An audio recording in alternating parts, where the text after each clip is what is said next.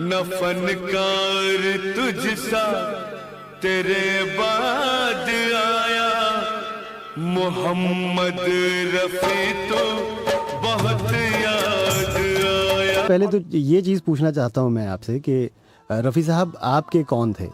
میرے father in لا سسر تھے جی میں جو بھی آپ سے بات کروں گی میں اپنے ایکسپیرینس کے ساتھ بات کروں گی۔ ہاں بالکل۔ یاسمین جی آپ کچھ ایک ایسی چیز بتائیے، ایک دو چیز ایسی بتائیے رفیع صاحب سے متعلق، ان سے جڑی ایسی چیز جو کہ عام لوگ بالکل نہیں جانتے، بالکل انوکھی چیز ان سے ریلیٹڈ۔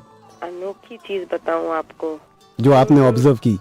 جو میں نے آبزرو کری، اب وہ میرے خیال سے ساری دنیا ہی ان کے بارے میں جانتی ہو۔ ایسے ایسے فین ہیں، جب ہم ای میل وغیرہ پہ پڑھتے ہیں تو تعجب ہوتا ہے کہ جو باتیں ہم نہیں جانتے وہ لوگ جانتے ہیں۔ پھر بھی کوئی بات تو ایسی ہوگی جو آپ کے ذہن میں ہے اب تک کے؟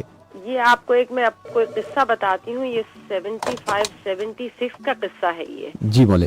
جب میں بامبے میں ہوا کرتی تھی تو وہاں اندور میں ایک مزار ہے نہار شاہ ولی کر کے، کھجرانہ کر کے گاؤں ہے اس میں۔ جی جی۔ وہاں میرے جو ماموں ہیں وہ انتظامیہ کمیٹی کے ممبر ہوا کرتے تھے، تو انہوں نے مجھ سے ریکویسٹ کری کہ کیا اچھا ہو کہ رفیع صاحب یہاں آ کے 2-4 نعتیں گا کے چلے جائیں۔ تو میں نے کہا آؤٹ آف کوشچن، مطلب وہ تو ایسے کبھی آتے نہیں ہیں اور گاتے نہیں ہیں تو بڑا مشکل ہوگا۔ تو میں نے ایسی باتوں میں کہہ دیا کہ ڈیڈ میرے ماموں کی خواہش ہے کہ آپ یہاں پر آئیں مزار کے اوپر، اور رات میں یہاں پر بڑے بڑے قوال آتے ہیں، فنکشن ہوتا ہے۔ تو کہنے لگے کہ چلو بسم اللہ، تم نے میرے سے پہلی بار کوئی بات کہی ہے تو چلو۔ تو خیر وہ وہاں پر آ گئے اندور میں، اور جب وہ بات کری گئی وہاں کے جو بھی کیا کہتے ہیں اندور میں کلیکٹر وغیرہ سے، اور ان سے کہ بھئی یہاں رفیع صاحب بھی، تو وہ کلیکٹر اور کمشنر وہاں کے پولیس اور سب آ گئے، کہنے لگے آپ لوگ کیا بات کر رہے ہیں، آپ تو رفیع صاحب کو ایسے لے رہے ہیں جیسے رفیع صاحب کوئی بہت معمولی انسان ہے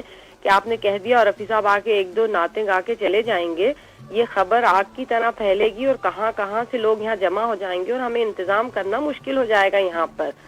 کس طرح سے ہم انتظام کر پائیں گے یہاں پر، اور ہم تو آپ کو اجازت نہیں دیں گے کیونکہ یہ بہت رسک لینے والی بات ہے۔ تو خیر وہ تو اجازت نہیں مل سکی، کہنے لگے آپ پہلے سے انتظام کرتے تو بات الگ تھی۔ تو پھر خیر گھر میں پھر رفیع صاحب نے رات بھر نعتیں اور وہ جو بھی ان کی گانے تھے جو گھر والوں نے فرمائشیں کری، وہ شامیانہ لگا، اور گھر والوں کے لیے انہوں نے جو سارے گھر والوں کی فرمائش جو تھی، وہ خواہش جو تھی وہ پوری ہو گئی، جو کبھی وہ سننا چاہتے تھے اور کبھی سن نہیں پائے تھے۔ تو وہ سب کا دل کا جو ارمان تھا وہ اس دن پورا ہو گیا۔ کیا بات ہے، بہت کیا مزہ آیا سب کو۔ جی